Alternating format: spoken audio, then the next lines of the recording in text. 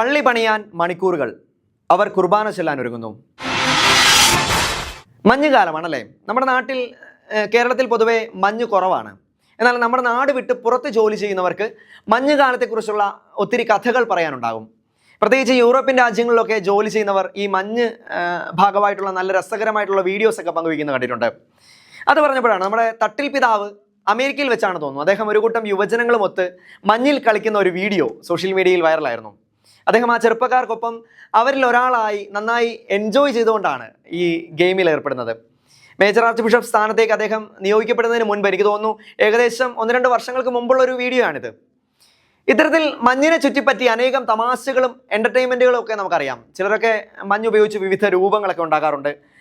ഈ മഞ്ഞ് കാണിച്ചുകൊണ്ടുള്ള ചില സിനിമകളിലും പാട്ടുകളിലും ഒക്കെ ഇത്തരത്തിലൊരു സീൻ, അതായത് ഈ മഞ്ഞ് ഉപയോഗിച്ചുള്ള രൂപങ്ങൾ ഉണ്ടാക്കിയിട്ട് അത് തല്ലിപ്പൊഴിക്കുന്ന ഒരു സീൻ, അത് മസ്റ്റാണ്.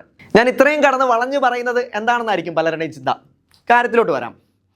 മഞ്ഞ് കൊണ്ടൊരു ചാപ്പൽ ഉണ്ടാക്കിയാലോ? എങ്ങനെ ഇരിക്കും? മനോഹരമായിരിക്കും അല്ലേ? എന്നാൽ കേട്ടോ, മഞ്ഞ് കൊണ്ട് ചാപ്പലും ഉണ്ടാക്കി അവിടെ ദിവ്യബലിയും അർപ്പിക്കുന്ന ഒരു കൂട്ടം ആൾക്കാരെ കുറിച്ചാണ് ഞാനിന്ന് പറയുന്നത്. കേൾക്കുമ്പോഴേ എല്ലാവർക്കും മനസ്സിലായിട്ടുണ്ടാവുമെന്ന് അറിയാം, എന്നാലും പറയാം. ഇത് നമ്മുടെ നാട്ടിലെങ്ങുമല്ല, പുറം നാട്ടിലാണ്. അപ്പോൾ അടുത്ത ചോദ്യം വരാം, ഇത്രയും കഷ്ടപ്പെട്ട് മഞ്ഞിൽ ചാപ്പൽ ഒരുക്കുന്നത് ആരാണ്? അത്യാവശ്യം പ്രായമുള്ള എന്നാൽ വാർദ്ധക്യത്തിലേക്ക് കടക്കാത്ത ആളുകളായിരിക്കും അല്ലേ? എന്നാൽ അല്ല, ഒരു പറ്റം വിദ്യാർത്ഥികൾ ചേർന്നാണ് മഞ്ഞിൽ ഈ ചാപ്പൽ ഒരുക്കിയെടുക്കുന്നത്. മിഷിഗൺ ടെക്നോളജിക്കൽ യൂണിവേഴ്സിറ്റിയിലെ വിദ്യാർത്ഥികളാണ് മഞ്ഞുകൊണ്ട് നിർമ്മിച്ച ഈ ചാപ്പലിൻ്റെ ഉപജ്ഞാതാക്കൾ. ഇതാദ്യമായല്ല ഇത്തരത്തിലൊരു ചാപ്പൽ അവർ ഒരുക്കുന്നത്. സെയിൻറ്റ് ആൽബർട്ട് ദേവാലയത്തിൻ്റെ ആഭിമുഖ്യത്തിൽ എല്ലാ വർഷവും ശൈത്യകാലത്ത് ഇവർ ചെയ്യാറുണ്ട്.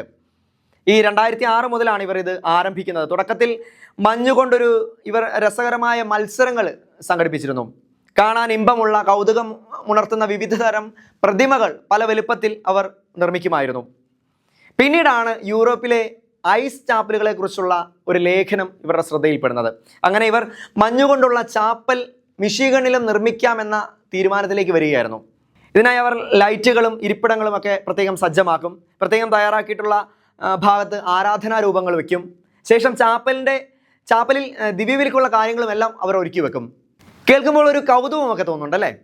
എന്നാൽ കൗതുകം എന്നതിലുപരി ശൈത്യകാലത്ത് പ്രാദേശിക സമൂഹത്തെ ഒരുമിച്ച് കൊണ്ടുവരുവാനും ക്രിസ്തുവിനെ കുറിച്ചുള്ള പ്രചോദനങ്ങൾ ഈ വ്യക്തികളിലേക്ക് പകരുവാനുമുള്ള ഒരു മനോഹരമായ മാർഗം കൂടിയാണിത്.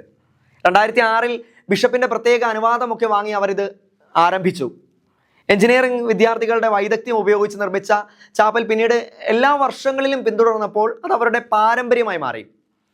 ശ്രദ്ധിച്ചാൽ കാണാം, ഭിത്തികൾ, ജനലുകൾ തുടങ്ങി പ്രസംഗപീഠം ഉൾപ്പെടെ എല്ലാം മഞ്ഞുകൊണ്ടാണ് അവർ തയ്യാറാക്കിയിരിക്കുന്നത്. അതുകൊണ്ട് തന്നെ ചാപ്പൽ രൂപപ്പെടുത്തുക എന്നാൽ മണിക്കൂറുകൾ നീണ്ട ശ്രമകരമായ ഒരു ജോലിയാണ്. മിഷിഗണിൽ ഈ വർഷത്തെ ചാപ്പലിൻ്റെ പണി പൂർത്തിയായിരിക്കുകയാണ്. ഫെബ്രുവരി 7 ചാപ്പലിൽ ദിവ്യബലി അർപ്പണം നടക്കും. അതവർ തത്സമയം സംപ്രേഷണം ചെയ്യുകയും ചെയ്യും.